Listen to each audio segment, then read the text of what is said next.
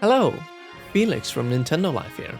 And did you know that Masahiro Sakurai, the creator of Kirby, hasn't worked on a Kirby game for nearly 20 years? The reason why I'm taking this matter up now is because of the newest release in the Kirby series, Kirby and the Forgotten Land. And also because I saw this tweet by Ryan Riberty, who asks if some Nintendo YouTuber would talk about this Kirby situation. So here we are.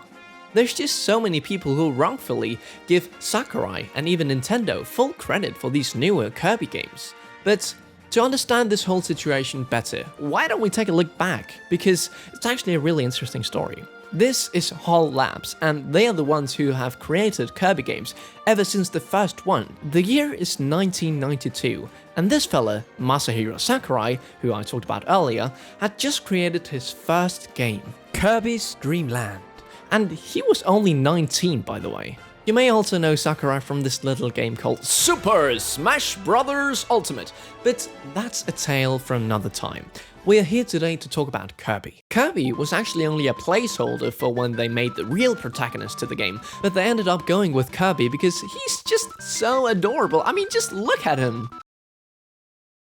2 hours later. Yeah, I probably shouldn't have spent 2 hours looking at that, but totally worth it. The first Kirby game was on the Game Boy, and as you may know, there weren't any colors on the Game Boy. It was a black or green and black screen. You may also know that Kirby is very pink, but it wasn't something written in stone, because in the North American box art, he was depicted as white. Now, Sakurai said that Kirby was always supposed to be pink, but the marketing team thought it would be more appropriate if he was white, because it would match the game's appearance on Game Boy. Also, why is Kirby named Kirby? Well, allegedly he is named after this man, John Kirby. Now, who is this old fella? Well, he isn't just any old fella. He was a lawyer who defended Nintendo in a lawsuit against Universal. Now, Universal meant that Nintendo was doing copyright infringement on King Kong with the character Donkey Kong. But all in all, they decided to name this character after the lawyer John Kirby, after his heroic work that made Nintendo win the case. Now, to this day, HAL Labs, the creators of Kirby, has released 35 Kirby games. How many do you think Masahiro Sakurai worked on?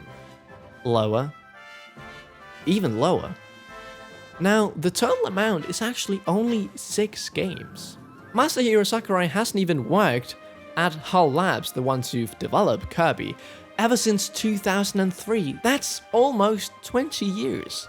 Now comes the question, why did Sakurai leave HAL Labs? Well, many say it was because Sakurai was tired of creating sequels all the time, but like most of life, the explanation isn't that simple. Sakurai left because of many reasons. One was that if a game sells 20,000 or 40,000 copies, you would think that you would earn more for the game that sold 40,000. Well, that's not the case if you work at a company. Your game sells good, it sells bad, it matters not, because you will get the same paycheck every month, resulting in developers losing that feeling of that they're earning what they're making. Now, Sakurai thought that this was unfair since the consumer is paying money out of their pocket to play your game, and that just made consumers and game developers drift further and further apart.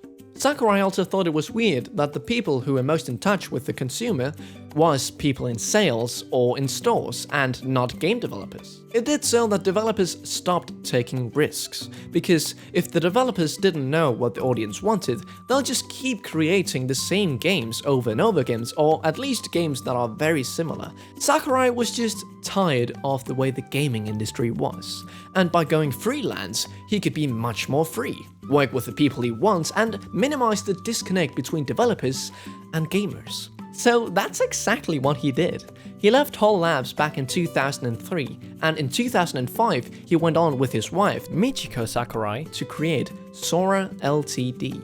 Now, he didn't just abruptly leave HAL Labs in 2003, since he was special advisor on the game Kirby and the Amazing Mirror, which released in 2004. He also worked on a small puzzle game called Meteos after he left HAL Labs, but before creating Sora Ltd. In September of 2005. So now that Sakurai had formed Sora Ltd., he went on to work on multiple games.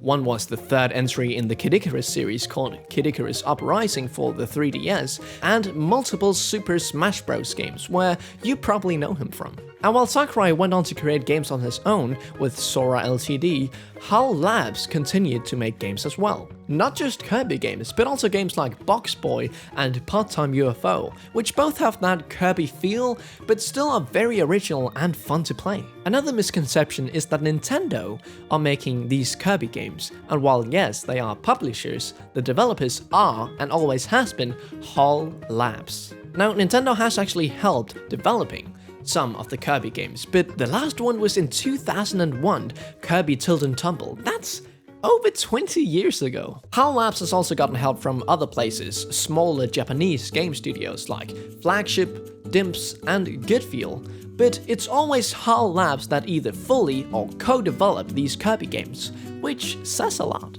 To wrap everything up, the ones developing Kirby games are HAL Labs. Now, Nintendo are the publishers of the Kirby games, which means that they fund the game, they distribute the game, but the ones who are actually sitting making these games are HAL Labs. I just hope that you learned something watching this video, because I learned a ton when researching for it.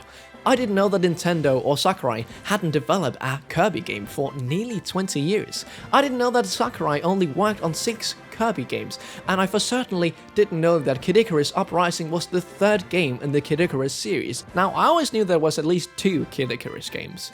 Kid Icarus on the NES and Kid Icarus Uprising on the 3DS, but I didn't know there was one on the Game Boy called Kid Icarus of Myths and Monsters.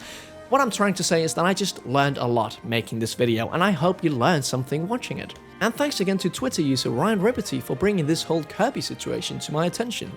We've left his Twitter down in the description below. I'll see you guys in the next one. Stay safe, play some Kirby games. Felix from Nintendo Life here, out.